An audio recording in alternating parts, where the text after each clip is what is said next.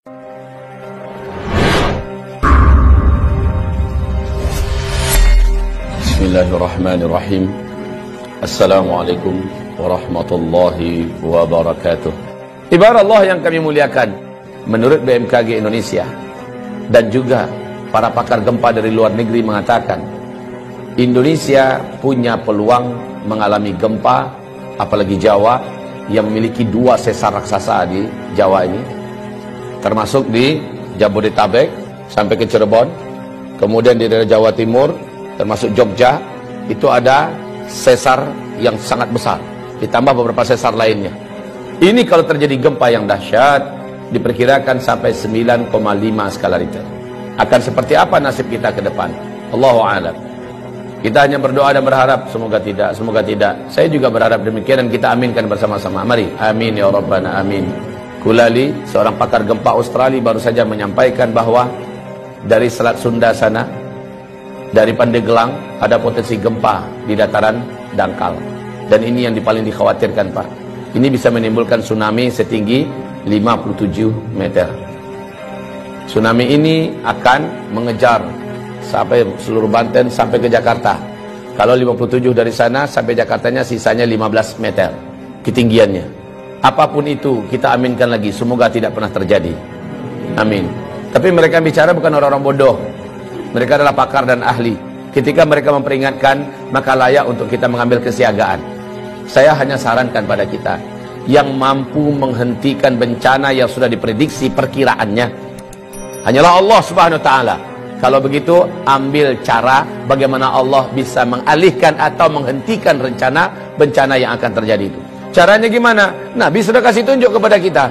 Pertama, lakukan taubat massal. Indonesia harus bertaubat. Dari apa bertaubat? Indonesia harus umumkan taubat ini kepada Allah Subhanahu wa taala, pemerintahnya, ulamanya, ya. Apa yang harus masyarakatnya diajak? Yang diajak taubat itu adalah negara Indonesia ini dengan rakyatnya. Satu, hentikan menzalimi para alim ulama. Gus Nur hari Kamis tanggal 27 Oktober, dia menerima hari Kamis itu surat panggilan. Statusnya sebagai tersangka. Gus Nur menyampaikan dalam bentuk video, dia sampaikan, silakan laporkanlah. Sekarang saya sudah tersangka. Paling-paling saya hanya ditangkap, dipenjarakan. Atau mungkin bisa jadi saya dibunuh. Terserah kalian mau buat apa. Saya tidak ada takut. Tapi ingat oleh kalian, Allah Maha bangun. Allah Maha membalas. Allah Maha hidup. Allah pasti akan melakukan apa yang akan dilakukannya kepada kalian. Catat oleh kalian katanya. Mulai jam ini, dari detik ini juga, kalian catat semua. Kalian akan menyaksikan hal-hal yang tidak pernah kalian inginkan selama ini. Ditindaklanjuti oleh Polda Palu. Yang gempa besar besoknya, maghribnya. Jadi hanya selang 24 jam terjadi gempa besar di Palu sana.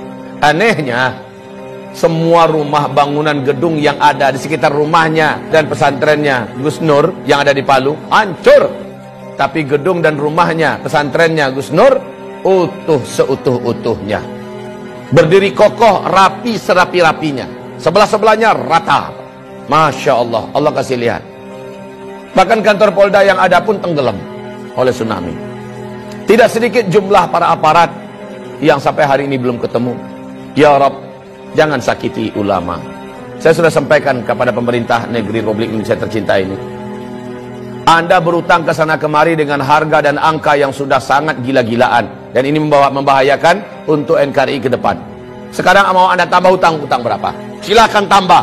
Anda bangun di sana sini. Tapi dengan perilaku Anda menyakiti para alim ulama. Mereka wali-wali Allah di muka bumi ini. Mereka kekasih-kekasih Allah di muka bumi. Allah ratakan semua. Allah habisi semua yang kalian bangun.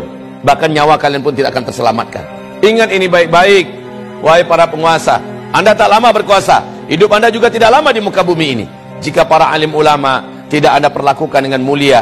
Ibarat Allah yang kami muliakan, tidak ada rezim yang ada dalam sejarah lalu menentang para pembawa-pembawa dakwah, melainkan rezim itu akan berakhir dengan tragis.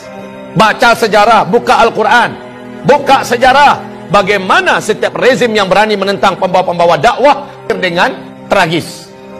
Wa kadzalika ja'alna likulli nabiyyin aduwwa syayatinal insi wal jin. Musuh-musuh dakwah ini adalah setan-setan manusia dan setan-setan jin.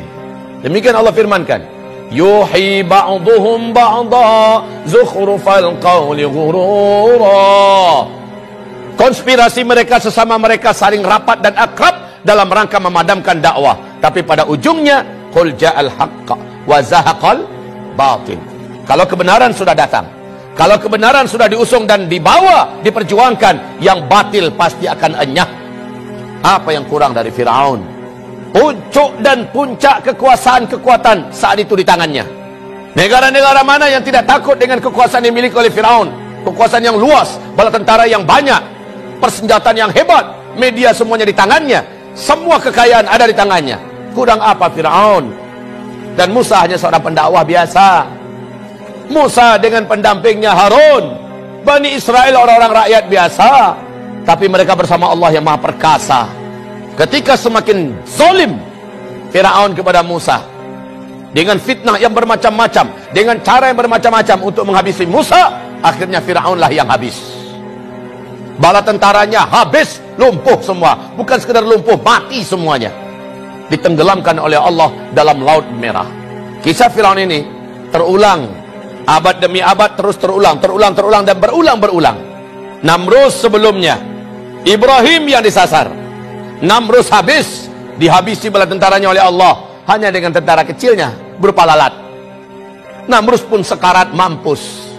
Bala tentaranya hebat-hebat, kekuasaannya yang hebat, semuanya habis oleh Allah Subhanahu wa taala ketika menyakiti wali Allah di muka bumi, yaitu Ibrahim alaihis salam, Nabiullah dan Rasul Allah, Abul Anbiya Ibrahim alaihis salam. Nabi Muhammad disakiti oleh Abu Jahal, Abu Lahab.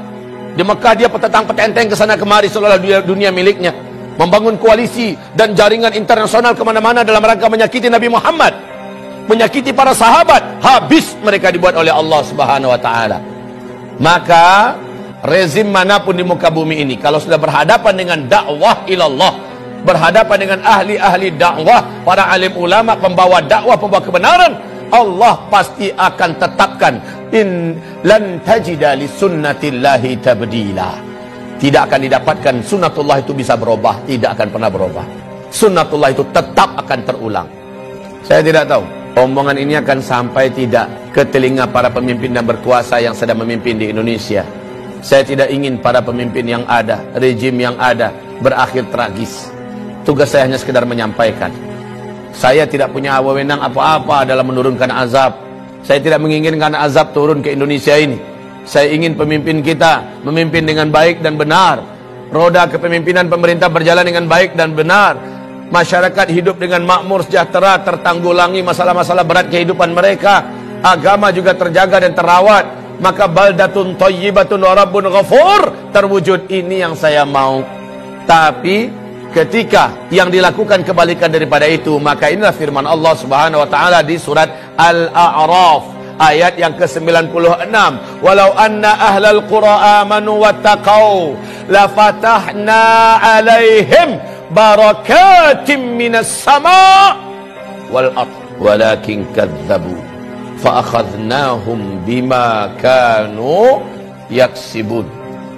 Kalaulah suatu negara, suatu bangsa, penduduknya benar imannya kepada Allah dan mereka melaksanakan perintah-perintah Allah, meninggalkan larangan-larangan Allah dan Rasulnya, la fatahna alaihim barakatim minas sama'i wal ard, pasti kami bukakan selebar-lebarnya pintu-pintu barakah dan kebaikan dari langit dan juga yang keluar dari bumi.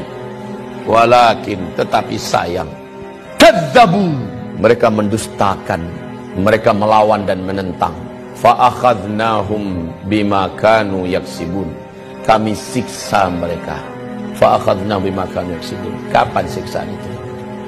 Afa amina ahlul qura ayatiyahum ba'suna bayata wa hum naimun.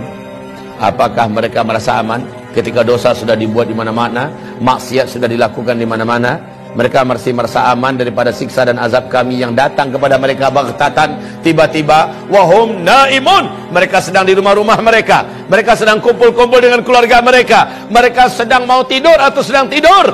Datang kepada mereka siksaan kami. Wahum naimun. Awa amina ahlul qura ayatiyahum ba'suna duha, atau kami siksa mereka di waktu duha. Wahum yal'abun, mereka sedang main-main. Baik saudaraku, hamba-hamba Allah yang kami muliakan, InsyaAllah semoga bermanfaat yang saya sampaikan. Mari kita istighfar dan tutup dengan doa kafaratul majlis. Astaghfirullah, astaghfirullah, astaghfirullah. Subhanakallahumma wa bihamdika asyhadu an la ilaha illa anta astaghfiruka wa atubu ilaik. Wassalamualaikum warahmatullahi wabarakatuh.